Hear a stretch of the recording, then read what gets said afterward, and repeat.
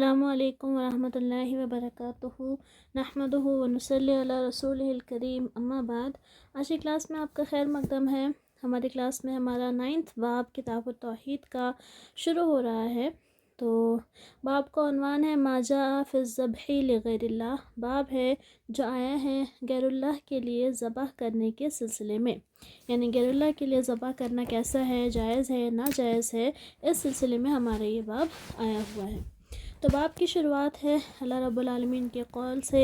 سورۃ الانعام کی آیت نمبر 162 اور 163 ہے۔ اللہ رب العالمین کا فرمان ہے، اعوذ باللہ من الشیطان الرجیم، بسم اللہ الرحمن الرحیم، قل ان صلاتی ونسکی ومحیای ومماتی للہ رب العالمین لا شریک لہ وبذلک امرت وانا اول المسلمین۔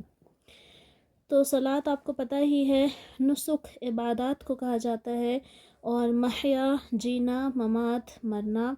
تو اللہ رب العالمین اپنے نبی محمد صلی اللہ علیہ وسلم کو مخاطب کرتے ہوئے فرما رہا ہے، قل، آپ کہہ دیجئے کہ میری نماز، میری ساری عبادتیں، میرا جینا، میرا مرنا صرف اللہ رب العالمین کے لیے ہے، لا شریک لہ، اس کا کوئی شریک نہیں ہے، وبذالک امرت، اور مجھے اسی کا حکم دیا گیا ہے، وانا اول المسلمین، اور میں سب سے پہلا مسلمان ہوں۔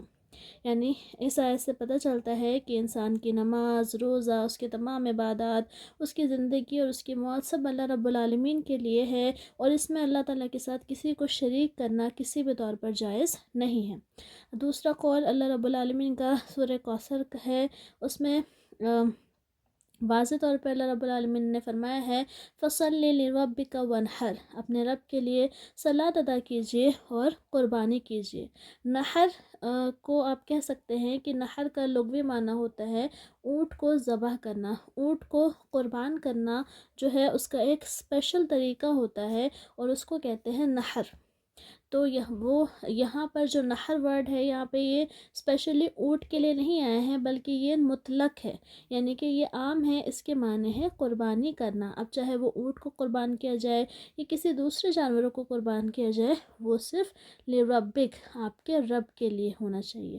تو اللہ رب العالمین یہاں پر بھی اپنے نبی محمد صلی اللہ علیہ وسلم کو مخاطب کرتے ہوئے فرما رہا ہے، فَصَلِّ لِرَبِّكَ وَانْحَرْ، اپنے رب کے لیے صلاۃ ادا کیجیے اور قربانی پیش کیجیے۔ تو ان دونوں آیات سے علماء یہ استدلال کرتے ہیں کہ قربانی صرف اللہ رب العالمین کے لیے کی جا سکتی ہے، غیر اللہ کے لیے کسی جانور کو قربان کرنا یہ کسی بھی صورت میں جائز نہیں ہے۔ اور ان سے ان تمام لوگوں کی تردید ہوتی ہے جو مزاروں پر یا کہیں اور جا کر وہاں پر جانوروں کو ذبح کرتے ہیں، یہ کسی بھی طور پر جائز اور درست نہیں ہے۔ آگے حدیث ہے، عن علی ابن ابی طالب رضی اللہ عنہ قال حدثنی رسول اللہ صلی اللہ علیہ وسلم باربع کلمات۔ علی رضی اللہ عنہ کہتے ہیں کہ مجھے اللہ کے رسول صلی اللہ علیہ وسلم نے 4 باتیں بتائی، مجھ سے اللہ کے رسول صلی اللہ علیہ وسلم نے 4 کلمات یعنی 4 باتیں بیان کی۔ تو وہ 4 باتیں کیا تھی؟ پہلی تھی، لعن اللہ من ذبح لغیر اللہ، اللہ تعالیٰ کی لعنت ہے اس شخص پر جس نے غیر اللہ کے لیے جانور ذبح کیا، یہ پہلی چیز تھی۔ دوسری ہے، لعن اللہ من لعن والدیہ، اللہ کی لعنت ہو اس شخص پر جس نے اپنے والدین پر لعنت کی، اللہ کی لعنت ہو اس شخص پر جس نے اپنے والدین پر لعنت کی۔ 2 بات تیسری تھی، لعن اللہ من آوى محدثا، اللہ کی لعنت ہو اس شخص پر جس نے کسی بدعتی یا مجرم کو پناہ دی۔ محدث کے ہم یہاں پہ مجرم کا معنی کریں گے، تو اللہ کی لعنت ہو اس شخص پر جس نے کسی مجرم کو پناہ دی۔ لعن اللہ من غیر منار الارض، اللہ کی لعنت ہو اس شخص پر جس نے زمین کی حدود کے نشانات کو بدل دیا، جس نے زمین کی حدود کے نشانات کو بدل دیا۔ تو اس رواہ مسلم، یہ صحیح مسلم کی روایت ہے۔ تو صحیح مسلم کی روایت کے صحیح ہونے میں تو کسی بھی طرح کا کوئی شبہ نہیں ہوتا ہے، تو یہاں پر 4 طرح کے لوگوں پر اللہ رب العالمین کی لعنت کی بات بیان کی گئی ہے۔ تو وہ 4 لوگ کون ہیں؟ سب سے پہلے سب سے اونچے مقامات پر اس شخص کو رکھا گیا ہے جو لعنت میں ٹاپ لیول پر ہے، وہ شخص ہے جس نے غیر اللہ کے لیے جانور ذبح کیا ہو۔ تو اس حدیث سے پتہ چلتا ہے کہ اللہ کے علاوہ کسی اور ذات کے لیے، چاہے وہ کوئی انسان ہو، چاہے وہ کوئی بت ہو، چاہے وہ کوئی دوسرا معبود ہو، پیڑ پودے ہو، کوئی بھی چیز ہو، اللہ کے علاوہ کسی اور کے لیے جانور ذبح کرنا جائز و درست نہیں ہے، یہ حرام کام ہے، اور ایسا کرنے والے پر اللہ تعالیٰ کی لعنت ہے۔ تو دوسرا اس حدیث میں پتہ چلتا ہے کہ جو شخص اپنے والدین پر لعنت بھیجتا ہے، ان کے لیے بد دعائیں کرتا ہے، ان میں سے غلط قسم کے الفاظ ان کے لیے بولتا ہے، ایسے شخص پر بھی اللہ رب العالمین کی لعنت ہے، یعنی یہ عمل بھی اللہ تعالیٰ کے نزدیک قابل قبول نہیں ہے، اور یہ بھی اللہ تعالیٰ کی ناراضگی اور اس کی لعنت اور اس کی رحمت سے دوری کا سبب بنتا ہے۔ تیسری چیز ہے اللہ تعالیٰ کی لعنت ہو اس شخص پر جس نے کسی محدث کو پناہ دی۔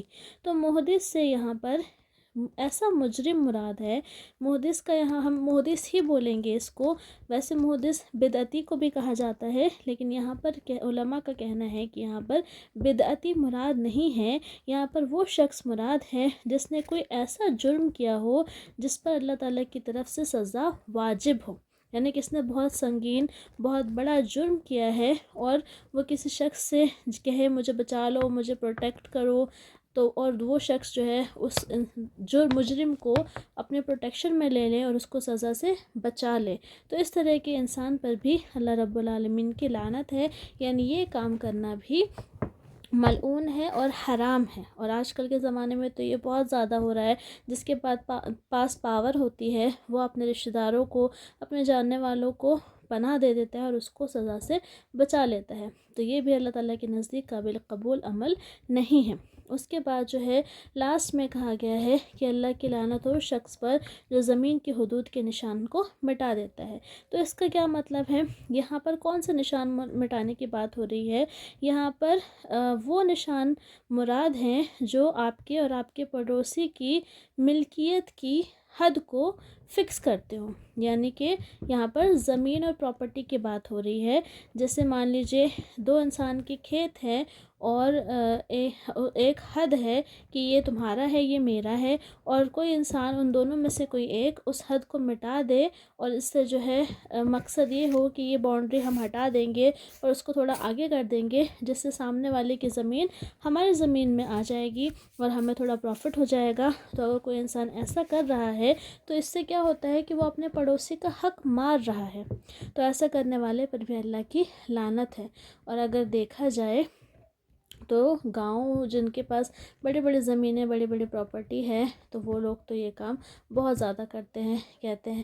میں نے تو یہ بھی سنا ہے کہ ہر سال جو ہے رات کو چپ کے جو ایسے ٹائم ہوتا ہے جس ٹائم لوگ زیادہ باہر نہیں نکلتے، جیسے سردی کا موسم ہے تو اس ٹائم پہ لوگ چپ کے جاتے ہیں اور اپنے کھیتوں کی جو باؤنڈریز ہوتی ہیں اس کو بڑھا دیتے ہیں، تاکہ سامنے والے کی زمین جو ہے وہ ہماری زمین میں مل جائے اور ہمارا علاقہ بڑا ہو جائے۔ تو یہ کام بہت ہوتا ہے، اور نارملی بھی ایسا ہوتا ہے، پڑوسی ایک گھر ہے اور دوسرا گھر ہے تو بیچ میں جو ہے یہ کوئی ایک ان میں سے دھاندلی کرتا ہے اور اپنی حد جو ہوتی ہے، نشان جو ہوتا ہے کہ یہاں سے ہماری زمین ہے یہاں سے تمہاری ہے، اس کے ساتھ چھیڑخانی کر دیتا ہے، اور اس کے بعد بہت زیادہ فساد اور لڑائیاں اس چیز پر ہوتی ہے۔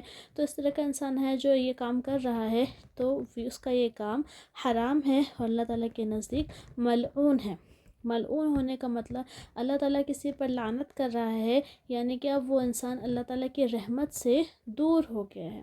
تو لعنت کا مطلب ہی ہوتا ہے کہ اللہ تعالیٰ کی رحمت سے دوری کی بد دعا، تو گویا کہ اللہ تعالیٰ کی رحمت سے وہ انسان دور ہو رہا ہے۔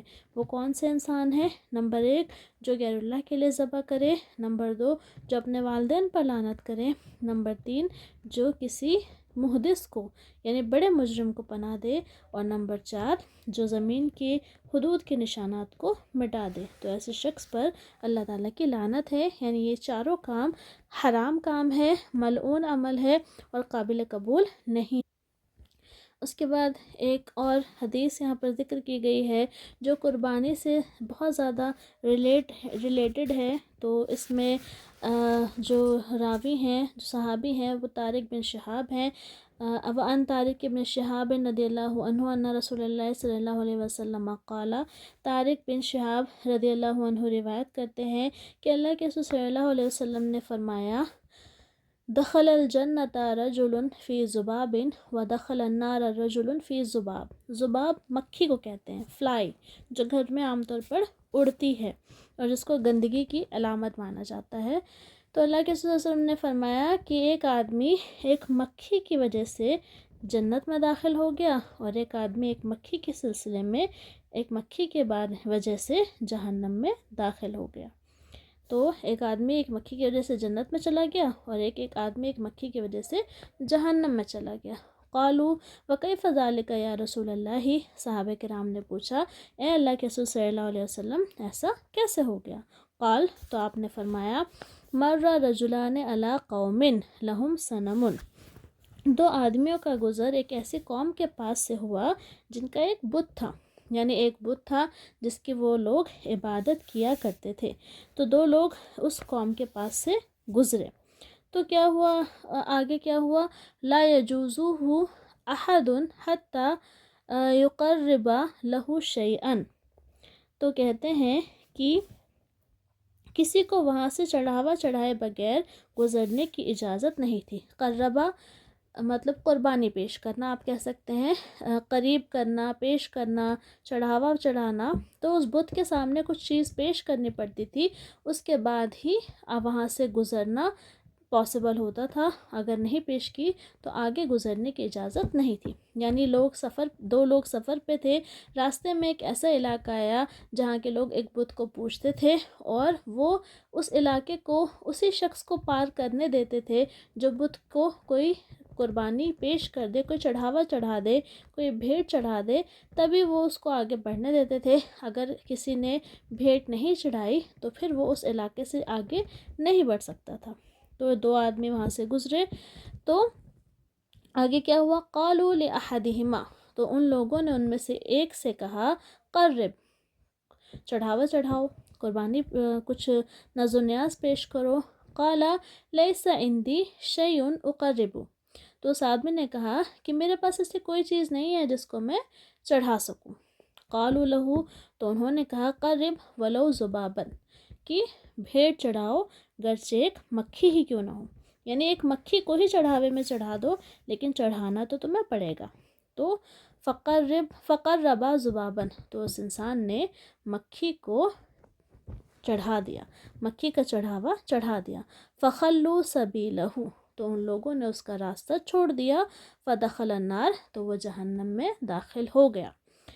وقالوا لآخر، اور انہوں نے دوسرے انسان سے کہا، قرب، تم بھی چڑھاوا چڑھاؤ، تم بھی بھیٹ چڑھاؤ. فقال، تو اس انسان نے کہا، ما کنت لاقرب لأحد شیئا دون اللہ عز وجل، تو اس نے کہا، میں اللہ رب العالمین کے علاوہ کسی پر کے لیے بھی کوئی بھیٹ نہیں چڑھاتا. میں اللہ کے علاوہ کسی کے لیے بھی کوئی بھیٹ نہیں چڑھاتا ہوں، تو میں یہاں پر بھی نہیں چڑھاؤں گا. فضربوا عنقہ، تو ان لوگوں نے اس کی گردن مار دی، یعنی کہ اس کی گردن کاٹ دی. فدخل الجنت، تو وہ آدمی جنت میں داخل ہو گیا. رواہ احمد، یہ مسند احمد کی روایت ہے، اس کو امام مسند نے روایت کیا ہے. تو قصہ کیا تھا کہ ایک جگہ تھی جہاں پر ایک بت تھا، اور وہاں کے جو رہنے والے تھے وہ اس بت کی عبادت کرتے تھے، اس پر چڑھاوا چڑھاتے تھے، اور کوئی بھی انسان ان کے علاقے سے گزرتا تھا تو وہ کہتے تھے کہ تم یہاں پر کچھ چڑھاؤ گے تو ہم تمہیں آگے جانے دیں گے، ورنہ نہیں. تو یہ دو آدمی آئے، ایک کو کہا کہ تم کو چڑھاؤ ورنہ ہم جانے نہیں دیں گے. تو اس نے کہا کہ میں نہیں چڑھا سکتا، میرے پاس ہے ہی نہیں. تو انہوں نے کہا ایک مکھی ہی چڑھا دو، لیکن چڑھانی پڑے گی ورنہ تم نہیں جا سکتے. تو اس انسان نے بنا کچھ سوچے سمجھے ایک مکھی کو چڑھا دیا. اس کو یہ لگا کہ مکھی ہی تو ہے، اس کو چڑھانے میں میرا کیا جا رہا ہے. تو اس نے ایک مکھی کا چڑھاوا غیر اللہ کے لیے چڑھا دیا، تو لوگوں نے اس کو وہاں سے تو جانے دیا، لیکن اس کے اس عمل کی وجہ سے اللہ رب العالمین اس پر غضبناک ہوا، اور اس کا یہ عمل اس کو جہنم میں لے جانے کا سبب بن گیا۔ اور پھر دوسرا آدمی جو تھا اس کو چڑھاوا چڑھانے کے لیے کہا، تو اس نے صاف منع کر دیا کہ میں صرف اللہ رب العالمین کے سامنے ہی بھیٹ چڑھا سکتا ہوں، اللہ تعالیٰ کے سامنے ہی میں کچھ پیش کر سکتا ہوں، غیر اللہ کے لیے میں کچھ بھی پیش نہیں کروں گا۔ تو لوگوں نے اب اس چیز کو اپنے معبود کی توہین سمجھا، اور انہوں نے اس آدمی کا سر کاٹ دیا، اور وہ آدمی وہیں مر گیا۔ تو وہ بھلے ہی وہاں پر مر گیا، لیکن اس کے اس عمل کو اللہ رب العالمین نے اتنا پسند کیا کہ اس کے لیے جہنم سے بچنے کا اور جنت میں داخل ہونے کا راستہ تیار ہو گیا۔ تو ایک معمولی سی مکھی ایک انسان کے جنت میں جانے کا سبب بن گئی، اور ایک معمولی سی مکھی ایک انسان کے جہنم میں جانے کا سبب بن گئی۔ تو اس سے پتہ چلتا ہے کہ شرک کتنا سنگین عمل ہے، کہ چھوٹی سی چیز جس کی انسان کی نظر میں کوئی اہمیت نہیں ہوتی، اس کو بھی اگر ایک چھوٹا سا عمل بھی جس کی کوئی اہمیت نہیں ہوتی، اس کو بھی اگر انسان غیر اللہ کے لیے کرے گا تو وہ شرک مانا جائے گا، اور اس شرک کی وجہ سے انسان کی آخرت میں نجات ممکن نہیں ہو سکتی ہے۔ تو ایک مکھی کی کیا اوقات ہے، انسان 10 مار دیتا ہے، تو مکھی مارنا یہاں پہ غلط نہیں تھا، بلکہ مکھی کو غیر اللہ کے لیے آفرنگ کے طور پر، بھیٹ کے طور پر پیش کرنا، یہ عمل غلط تھا، تو اس وجہ سے انسان جہنم میں داخل ہو گیا۔ تو جب ایک چھوٹی سی مکھی غیر اللہ کو نہیں چڑھائی جا سکتی، تو کوئی انسان اگر ایک پورا جانور غیر اللہ کے لیے ذبح کر دیتا ہے، تو یہ عمل کیسے اس انسان کو جہنم سے بچا سکتا ہے، بلکہ یہ تو بدرجہ اولیٰ انسان کے جہنم میں جانے کا سبب بنے گا۔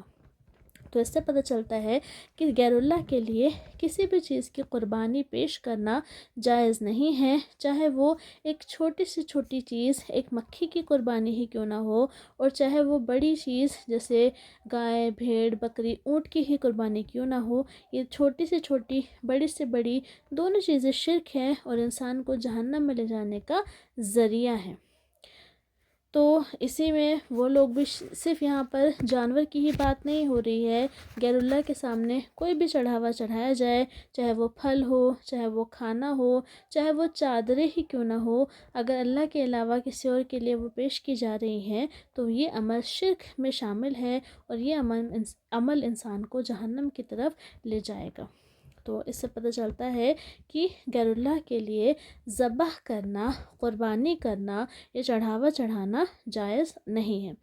تو یہاں پر قربانی کے متعلق ہمیں بات پتہ چلی، اور دوسرے ملعون عمل جو اللہ تعالیٰ کے نزدیک بہت زیادہ ناپسندیدہ ہے، ان کے بارے میں بھی کچھ ڈیٹیل پتہ چلی، اور ایک بہت پرانا قصہ ہے جو ثابت شدہ قصہ ہے وہ ہمیں پتہ چلی۔ تو یہ قصہ بھی یاد ہونا چاہیے، اور اس میں ایک عمل یاد ہونا چاہیے، یہ ذہن میں رکھنا چاہیے کہ ایک چھوٹی سی غلطی بھی انسان کو جہنم کی طرف لے جا سکتی ہے اور جنت سے دور کر سکتی ہے۔ تو اس لیے انسان کوئی بھی عمل کرے تو ایسے ہی بغیر سوچے سمجھے نہ کرے، بلکہ ہر چیز کو سوچے سمجھے، اس کے جائز اور ناجائز ہونے کے بارے میں اچھے سے غور و فکر کرے، اور اس کے بعد ہی اس کام کو کرے۔ بنا سوچے سمجھے اگر ہم نے کوئی کام کیا اور وہ کام جائز اور درست نہ ہو تو یہ آخرت میں ہمیں پھنسا سکتا ہے۔ تو اس لیے ہر عمل کو سوچ سمجھ کے کرنا چاہیے، اور غیر اللہ کے لیے کسی بھی طرح کی چیزوں، کسی بھی طرح کے عمل اور کسی بھی طرح کے چڑھاوے سے انسان کو بچنا چاہیے، بھلے ہی وہ چھوٹی سی معمولی سی چیز کیوں نہ ہو، اگر وہ ہمیں غیر اللہ کی طرف لے جا رہی ہے تو اس سے اجتناب کرنا بہت ضروری ہے۔ تو آج کی کلاس میں اتنا ہی، انشاءاللہ اگلی کلاس میں ملاقات ہوگی۔ السلام علیکم ورحمۃ اللہ وبرکاتہ۔